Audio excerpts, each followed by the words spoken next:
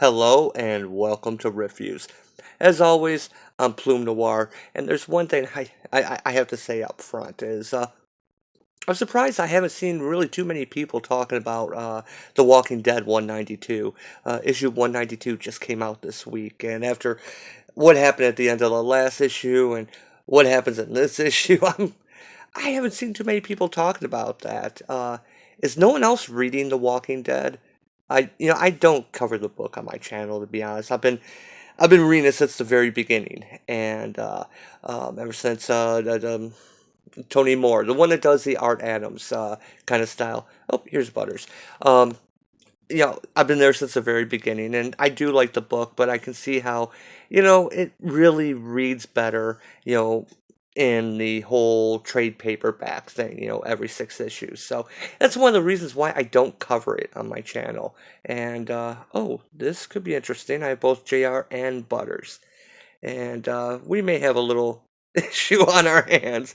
And I don't mean this. But anyway, I was just surprised no one's talking about that issue. And I'm thinking about actually talking about, but I can't spoil it.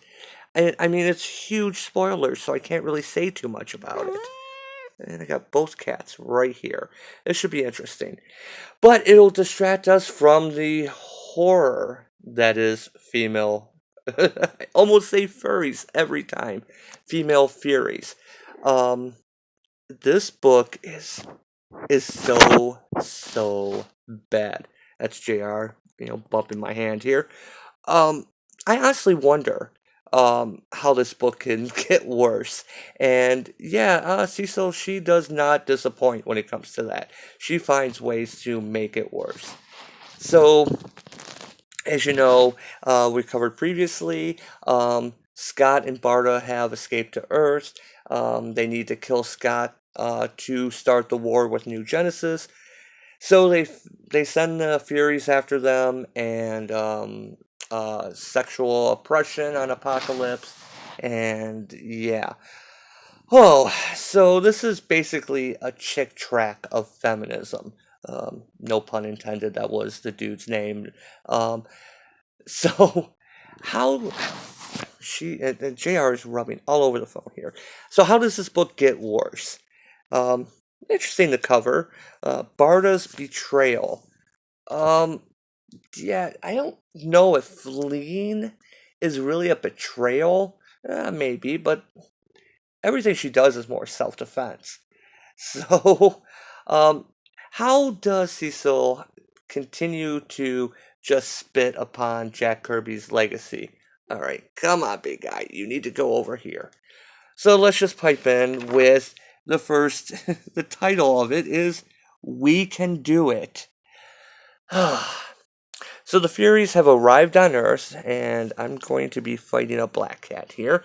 Um, and they're looking for Barda. And yeah, so we end up at the abandoned prop and set warehouse in Hollywood. And we see Barda showed up. Where is Scott Free? And Oberon is here counting down, counting up actually 1 minute, 35 seconds. And you see Scott is actually in a giant, like, bottle of water. Looks like straight here, but here it's all warped. You can't. Oh, okay, never mind. That's her leg. I'm looking at this going, why is that all warped? Um, One thing I noticed about this is we get to see Oberon, which I don't think we've seen him have. I haven't been following the Mr. Miracle series. Has he been in that? Because he really has not been in the New 52 much. So it's nice to see him.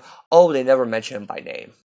Yeah, if you're just reading this and you're not familiar with anything of the history, you'll just see this, older little person with mutton chops and go, who is this guy? Yeah, they never mention that, he's, um, that he's Scott Free's manager. Sorry, I am really fighting a cat here. He's just not used to this, as you may have seen in last night's video. Um, so yeah, she insults him. What are you hiding, you little knot of wood? She picks him up, and I will die before I tell you his whereabouts or escape secrets. Talk quickly before I cut your size down even more. And then she just chucks him as he's still counting, and So yeah, Barda sees him in this glass case and doesn't try to get him out. Curses, they got to you before I did. I thought our new life could begin, yeah. And ta-da, he's out behind her. And yeah, they have a little reunion, and um, I'm just gonna keep moving here. Try and get Jr. out of the way. Go on, boy. Um, yeah, I'm not going back. They kiss, and so yeah, they're pretty much love at first. Not really love at first sight. We do find that they changed it, that they grew up together. So yeah, okay. So we have the reunion of the two characters. Okay, so they know that the Furies are going to be coming after them. You know, um, how can they be here? They find out on the news that something's going on in the park, and they just automatically assume that it's the Furies coming for Barda. And a tracker, you must have one on you. Now, instead of her checking herself, patting herself down first, she gets almost the consent form. Of course, she must have placed it on me. Scott, you have my permission to touch me, to look for it on my person. So then we get 6 panels. Now this, I don't even know if Cecil is being clever on this. I really don't. Because remember, we've had the whole thing with Willick, with him touching on Oriel and Big Barda. And it's similar scenes to this, but it's done in a more, I don't want to use the R word, because with everything going down lately on YouTube, who knows if they can, find it and, edit it or whatever, but, take my video down. So I'll say grape, with the grapey scenes that happened in previous issues with Willick. But here it's more tender. He's, checking her knees and along her waist. So why is he checking her throat for a tracker? And then it's just like, ta-da, it's behind your ear. It's actually in her hair. So then they take off running because, they know the Furies are after them somehow, but they do find the tracker, and we get what could be played kind of silly, kind of fun, um, where the Furies, who are used to being on hell, basically, um, are now walking through, suburbs, and too much smiling. I'm uncomfortable. You know, um, things work differently here. So they end up in front of a house. And here is such a dick move that Scott and Barda have done. So they get to this house. It's made of wood. How flimsy. And they look inside. What's he doing to her? Tenderness. So that's what it looks like. So foreign, crazy even. I like it. Are they touching? I don't know. It's kind of disgusting. Yeah, whatever. So they find that Bart and Scott have placed the tracker on this random house, the porch of this random couple. And yeah, that's why I said it's kind of a dick move for them to do that. And, clever Barda, never mind, she won't be far. I know her hiding tricks. You just have to look up. Okay, the woman is 6'2". I don't think hiding is her specialty. And ta-da, they're on the roof. And Barda jumps down. And that's a problem with the artist on this. Cannot really do action. So you could have a great scene, where they're on the house here, look about 12 feet up, and Barda jumps down and takes out some of the Furies. But it's just kind of like, almost like she's skipping. It could have so much more action to it, but then she's suddenly on the ground with Lashina, and she's getting wrapped up. And it took a second before I realized what is going on. You got a sound effect and a light, but Barda is like punching back behind her. And Scott's just watching. Do you need help? My sister's my problem. So yeah, they're going on fighting. Um, I will complete my mission over my dead body. My life on Apocalypse is over. They have their little discussion here. If you succeed, you'll get no gratitude for doing your job well. I have pride in my duty. You could never sneak up on me, Harry. You're too loud. And just kind of casually boots her from behind. Almost like the way a cat would bury litter. But even though she kicked her, right in the face, Harriet still is able to do a sweeping leg kick, and yeah, so then Barda kicks Harriet against the wall. Now, remember, there were people, a couple in this house. Are they inside going, "Gee, dear, something just hit the wall. Do you think we should go out and check it?" Nah, it's probably just some people fighting in the backyard again. Those crazy homeless people have nowhere to go. I think they're circus people or something. So, again, we get the fight here where. So she's stomping out her hand while Barda is punching up. It's very awkward. But at least at this point, the artist is still trying. Who was the artist again? Oh yeah, Adriana Mello. And so we not quite sure what happened here. The slash goes by her, and does Barda punch her in the head? Is that glowing energy from what is going on right there? Is that the Mega Rod she has? Um, so then we get this face off. The Furies against Scott and Barda. Leave us to our lives. We have no issue with you. Now remember what I said. Even though the fight scenes earlier were kind of bad, they were, in theater terms, they were staged poorly. The shot that it was drawn poorly. At least she was making the effort, because at the bottom of this panel, yeah, they just did the cartoon fist and smoke, and I'm surprised little like cats didn't tumble out and jump back into the whirlwind. Yeah, this would work if you were trying to do more of a comedic fight. And sometimes I wonder, this book has to be parody. It has to be parody because we have Barda, who has realized what happened to Oriel. She's a strong woman, but her future, she knows, lies with Scott. It's almost like he becomes her uh, uh, foundation. And it seems so weird because it seems like she's contradicting herself in what she's trying to do. If you're going to go all in, um, into this horrible Me Too type thing, you just go all in. You've already changed the history, the canon already. Yeah, no dust up there. Yeah, let's just look at that. So yeah, obviously, Barda and Scott win, and um, they end up having a little chat about you know what's what happened. We all felt the loss of Oriel. What did it? Why did it undo you? Willick forced himself on her. He broke her. That broke me. Once I saw the unfairness all around, I couldn't unsee it. I had to leave. Apocalypse is home. You've met Scott. He's my home now. Um, okay. This is what I mean. I don't.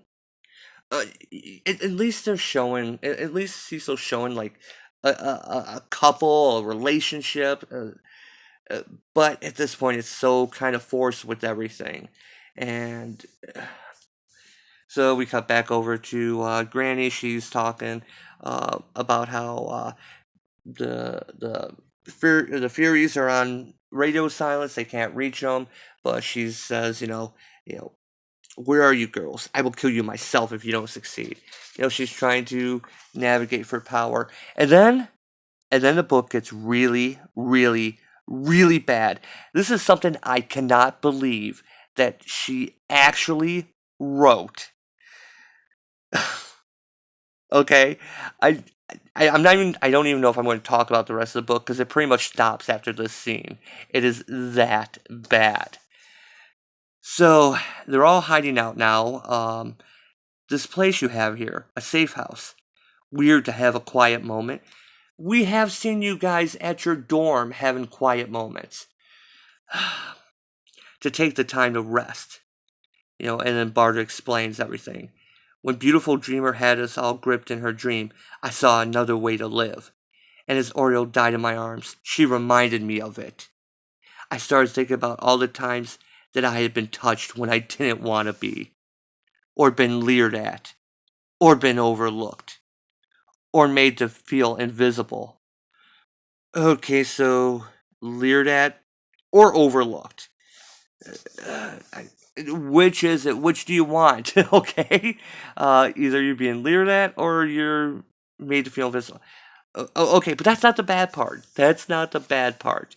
That's just the preamble.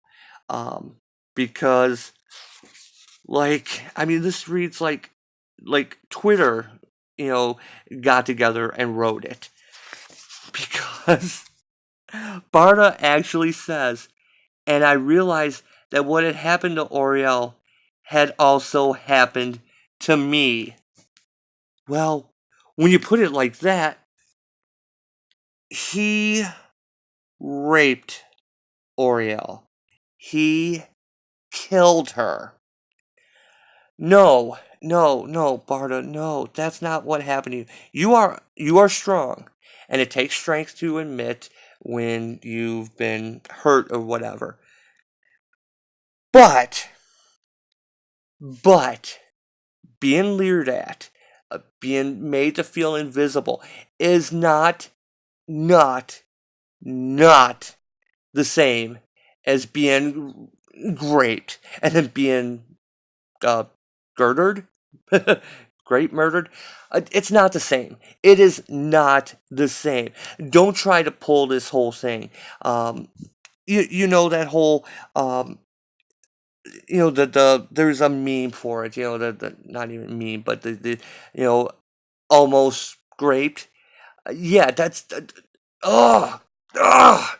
Seriously, she took what happened to a horrible character and used it to here go the cats fighting, and used it to not only inspires not the right word, but be the motivation for Barda. But then she takes the horrible things that happened to Oriel, and Barda is saying that it happened to her as well because she was made to feel bad. When Willick tried the same moves on her, she stopped him. She took some of the power. Yeah, it was attempted. I will grant that. But do not equate such a horrible act that happened to someone else as your own pain. That is BS. Oh, I don't even know how to continue on after that. I should have read this last night. Uh, I thought Maneaters was bad, but oh my god. And then the writing. I'm a good leader and I know when to cede power. That's not something. No, okay, maybe Cecil's trying to say that she's not a good leader because that's not something a good leader would say. That's also not something a good writer would write. So, yeah, the rest of the issue goes through. Granny has her plans, but she's going to end up being usurped. The Furies and Barda decide they're going to go back to Apocalypse, and they have a plan to get revenge, and yeah, they get their revenge on Willick. And of course, he's he says these great lines. And when I say great, I mean they're crappy. I'm an innocent man. I love women. I have a sister, I think. I was born from a mother. I'm the real victim here. Oh my god. Oh my god. So yeah, they end up finding a way to torture him, but they don't realize that Granny is watching, Darkseid's watching, and Granny is the next in line to take Willick's spot, but Darkseid says, no, we're going to use someone else's nephew. So yeah, women being kept down again. That's the thing about the original Kirby work. Yeah, they were all evil. And that's the thing, they were evil. These characters are not good. These are not the good guys. You realize that, right? That's what makes Barda the character she is. She's tough as nails because she saw the light. She came to the good side. She is a story of redemption, and later on the Furies to some extent, but not like this. And all of Darkseid's minions, male, female, are all equal because they're all below Darkseid. You have Darkseid, You have Darkseid right here, everything else. Darkseid, everything else. the, how is this game published? Um, I, this is such utter garbage. And we're here at issue 5 of a 6-issue series. The first 3 focused on Oriel. Now it's Barda. Barda, who led the Furies way before Oriel, if you go by the classic canon. But no, Barda only led the Furies for about 5 minutes. But Lashina's already saying, "Oh, you're a better leader than I am." Really? And like I said, Cecil undermines herself. She is trying to go for the feminism. We can do it. But then you have, Barda, who is, obviously she's the good guy, who is, she's just trying to have a peaceful life. But, Scott is her life now. He is her home. Okay, that's kind of interesting that you're going through this big, um, female power type thing, but that's okay, fine. I understand. She's found life, future, whatever in that vision she had. But seriously, for her to say that what happened to Oriel happened to her too, when Barda herself even accused Oriel of lying, I've got no words. I've got no freaking words. This is seriously. This is like they got people together on Tumblr and wrote the perfect, as they would think, the perfect feminist story, one line at a time, and had everyone contributing a line, and it turned into a real freaking mess. I've already shown in previous issues how this book counteracts things that happened just a few issues before. When it's a limited series, it's only 6 issues. But hey, who's Brittany Holzer and Harvey Richards? Yeah, I think I looked them up before. I have no idea who they are. At least this cover's not bad. Yeah, it doesn't save the book. It doesn't save the book from a full 6 o'clock. Jesus Christ. This book sucks. One more issue. At least it's not an ongoing. Because if it was the Marvel way, it would be an ongoing, only to be canceled. Yeah. Uh, oh, God. I still have War of the Realms. Oh, but hey, Black Cat came out. That looks good. So anyway, yeah, I'm not going to do a video on The Walking Dead. Like I said, I haven't covered it. The book, the series does read better in trade paperback, so that's why I don't ever talk about the issues. But if you've been into The Walking Dead, oh, read 192. Oh, it's wow. Anyway, thanks for watching. This book is crap, and I will see you next time.